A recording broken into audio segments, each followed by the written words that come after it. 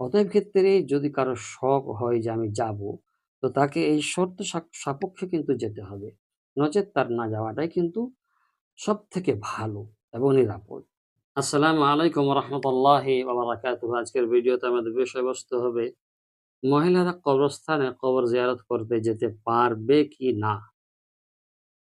এটাই আজকের আমাদের প্রশ্ন। এই প্রশ্নের উত্তর কি দেওয়া যায়?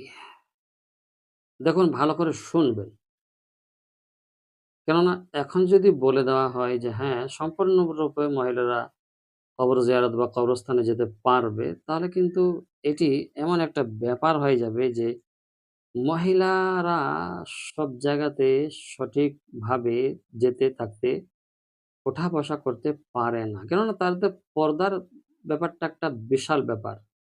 তাদের শরীর থেকে কোনো রকমে কাপড় সরে যেতে পারবে না বা সরাতে পারবে না বা তাদের শরীরকে সর্বদা ঢেকে রাখার কথা ইসলাম বলেছে।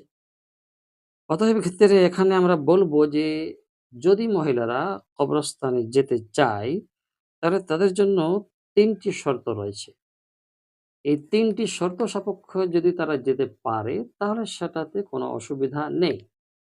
তবে আমাদের ওলামায়ে হাক্কানীরা বলেন যে, মহিলাদের শর্ত সাপেক্ষ যতই দেওয়া যাক, তারপরেও কিন্তু তারা কোথাও না কোথাও এমন কিছু ভুল করে ফেলে, যে ভুলের কারণে তাকে অনেক কিছু খারাপের সম্মুখীন হতে হয়।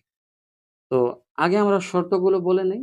এখানে আসছে যে হ্যাঁ, মহিলাদের জন্য কিছু শর্ত সাপেক্ষে কবর জিয়ারত বা কবরস্থানে যাওয়া জায়েজ আছে। তবে নিয়মিত কবরস্থানে না যাওয়াই তাদের জন্য উত্তম। যে হ্যাঁ, নিয়মিতভাবে যাচ্ছি প্রতি সপ্তাহে বা প্রতি মাসে, এটা না যাওয়াই বা না করাই ভালো। কেননা মহিলাদেরকে গৃহবন্তরের থাকার নির্দেশ দেওয়া হয়েছে। তবে কখনো গেলে নিম্নোক্ত শর্তাদির প্রতি খেয়াল রাখতে হবেই হবে।